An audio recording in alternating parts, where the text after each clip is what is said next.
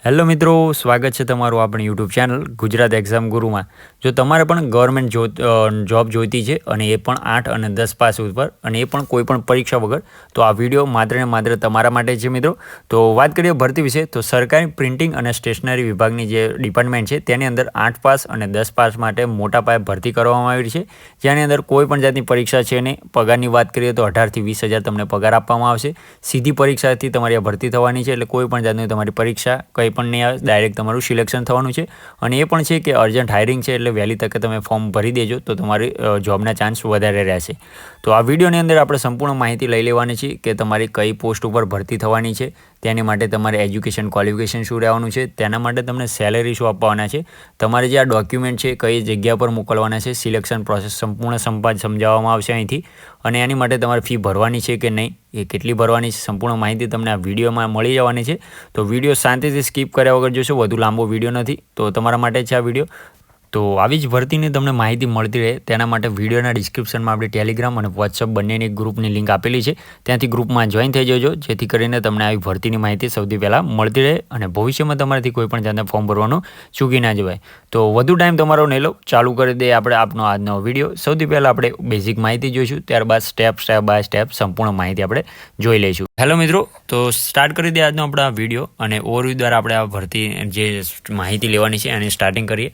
તો સૌથી પહેલાં ઓર્ગેનાઇઝેશન એટલે કે ભરતી સંસ્થા આપણી શું રહેવાની છે, તો government printing and stationery department Bhavnagar તરીકેની આપણી ભરતી સંસ્થા રહેવાની છે, જેની અંદર પોસ્ટની વાત કરીએ તો બુક બાઇન્ડર અને લિથો ઓફસેટ મશીન બાઇન્ડર તરીકેની 2 પોસ્ટો ઉપર ભરતી થવાની છે.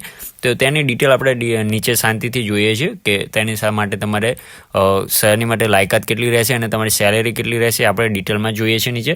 તો સૌથી પહેલાં વેકન્સીની વાત કરી લઈએ, ત્યારબાદ મલ્ટિપલ વેકન્સીઓ છે, કેટલી વેકન્સીઓ છે એ પણ આપણે ડિટેલમાં નીચે જોઈએ છીએ.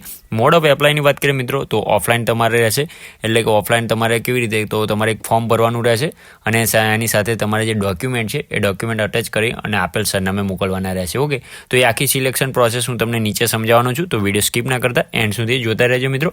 જોબ લોકેશનની વાત કરીએ તો ગુજરાતમાં તમારું જોબ લોકેશન રહેવાનું છે મિત્રો. અને સેલેરીની વાત કરીએ તો 18,000 તમારી આની અંદર સેલેરી રહેવાની છે. ઇમ્પોર્ટન્ટ ડેટ્સની વાત કરી લે તો નોટિફિકેશન રિલીઝ ક્યારથી થયું છે, તો જુલાઈ 27, 2025થી નોટિફિકેશન રિલીઝ થઈ ગયું છે અને સાથે સાથે તેની સાથે ફોર્મ મોકલવાના પણ સ્ટાર્ટ થઈ ગયા છે અરજી. લાસ્ટ ડેટની વાત કરીએ મિત્રો તો 14 ઓગસ્ટ 2025 સુધી તમારી લાસ્ટ ડેટ આપેલી છે, ત્યાં સુધી તમે આપેલ સરનામું મુજબ તમારે જે ડોક્યુમેન્ટ અટેચ કરી અને ત્યાં મોકલવાના રહેશે. તો એજ્યુકેશન ક્વોલિફિકેશન જોઈ લઈએ શું છે, તો સૌથી પહેલાં જે આપણી પોસ્ટ હતી બુક બાઇન્ડર તરીકેની, તેની અંદર વાત કરીએ એજ્યુકેશન ક્વોલિફિકેશનની, તો માત્ર ને માત્ર 8 પાસ માગેલું છે અને એની અંદર સેલેરીની વાત કરીએ તો 18,000 તમને આની અંદર સેલેરી આપવાના છે. ત્યારબાદ જે આપણે બીજી પોસ્ટ છે લિથો ઓફસેટ મશીન બાઇન્ડર તરીકેની, જેની અંદર 10 પાસ માગેલું છે અને સેલેરીની વાત કરીએ તો 19,000 તમારી આની અંદર સેલેરી રહેવાની છે. તો સારી એવી પોસ્ટ છે, સારી એવી જોબ પણ છે અને માત્ર 8 અને 10 પાસ છે, એટલે આ મોકો ચૂકાય એવો નથી.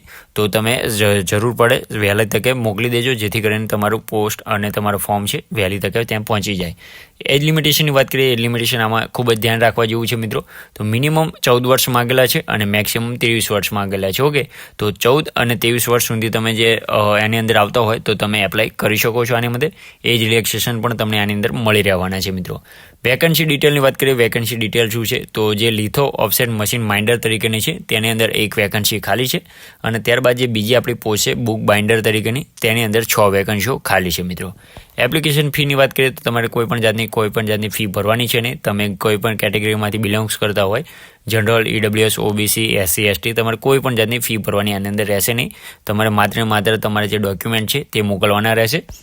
સિલેક્શન પ્રોસેસ વાત કરીએ તો મહત્વની વસ્તુ અહીં છે, ધ્યાન રાખવા જેવું છે. ઓકે, ના સમજાય તો બીજી વખત વિડીયો રિવાઇન્ડ કરીને જોઈ લેજો. તો આની અંદર કોઈ પણ જાતની એક્ઝામ છે ને, ડાયરેક્ટ તમારું સિલેક્શન થવાનું છે. કઈ રીતે થવાનું છે એ પણ આપણે જણાવી દીધું છે. માત્ર ને માત્ર તમારા જે ડોક્યુમેન્ટ છે 14 ઓગસ્ટ 2025 પહેલાં તમારે નીચેના સરનામે મોકલવાના રહેવાના છે. એડ્રેસ શું છે, તો સરકારી મુદ્રાલય વિઠ્ઠલવાદી ઔદ્યોગિક વસાહત ભાવનગર 364-001. ઓકે, આ પિનકોડ નંબર છે, નોટ કરી લેજો. જે તમારે જેને પણ ડોક્યુમેન્ટ મોકલવાના હોય તો આ એડ્રેસ ઉપર તમારે ડોક્યુમેન્ટ મોકલવાના રહેશે. ત્યાં શું ડોક્યુમેન્ટ મોકલવાના રહેશે તો રિઝ્યુમ અથવા તો CV જે તમારું હોય છે એ CV અથવા તો રિઝ્યુમ તમે જે પણ કહેતા હોય એ અટેચ કરવાનું રહેશે. ત્યારબાદ તમારા જે પાસપોર્ટ સાઇઝના ફોટા છે એ પણ 2 મોકલવાના રહેશે, માર્કશીટ મોકલવાની રહેશે અને આધાર કાર્ડ અથવા તો બર્થ સર્ટિફિકેટ તમારે આઈડેન્ટિટી માટે મોકલવાનું રહેશે અને કાસ્ટ સર્ટિફિકેટ. ઓકે, એટલે કાસ્ટ સર્ટિફિકેટ એટલે કે જાતિનો દાખલો જો તમારે લાગુ પડતો હોય તો આની અંદર જે આધાર કાર્ડ છે, બર્થ સર્ટિફિકેટ છે, માર્કશીટ છે એ બધાની ટ્રુ કોપી કરાવીને મોકલવાની છે. ઓકે, ઓરિજિનલ કોઈએ મોકલવાના નથી અથવા તો ઝેરોક્સ પણ નહીં ચાલે. ઓકે, તમારે જે ટ્રુ કોપી કરે છે એ ટ્રુ કોપી મોકલવાની રહેશે. ઓકે, ટ્રુ કોપી મૂકી કરી અને તમારે માત્ર ને માત્ર સ્પીડ પોસ્ટ અથવા તો RPAD માધ્યમથી જે મોકલવામાં આવે છે, સ્પીડ પોસ્ટ બેસ્ટ રહેશે તમારા માટે, તો એની દ્વારા મોકલવાના રહેશે. તમે રૂબરૂ આપવા જાઓ તો તમારું સ્વીકારવામાં નહીં આવે. સ્પીડ પોસ્ટથી જે અરજીઓ આવે છે એ જ માન્ય ગણાય છે, એટલે એ પ્રમાણે તમારે મોકલવાના રહેવાના છે મિત્રો. તો આના માટે જે ઓફિશિયલ નોટિફિકેશન છે એ પણ જેને જોઈતું હોય તો એ પણ મેસેજ કરી દેજો આપણે ટેલિગ્રામ અથવા વોટ્સઅપ ગ્રુપમાં, તો હું તમને એ પણ મોકલી દઈશ. કોઈ પણ જાતનો ફેક વિડીયો છે અને આની અંદર. ઓકે, તો સારી એવી ભરતી છે, તો આપણી ચેનલ માટે એક લાઇક, શેર અને સબસ્ક્રાઈબ પણ કરતા રહેજો અને આપણે વોટ્સઅપ અને ટેલિગ્રામ ગ્રુપમાં પણ જોડાઈ રહેજો, જેથી કરીને તમને આવી ભરતીની માહિતી સૌથી પહેલાં મળતી રહે અને ભવિષ્યમાં તમારાથી કોઈ પણ જાતનું ફોર્મ ભરવાનું ચૂકી ના જવાય. તો મળીએ નવા વિડીયોમાં નવી ભરતી સાથે મિત્રો. ત્યાં સુધી જય હિન્દ, જય માતાજી.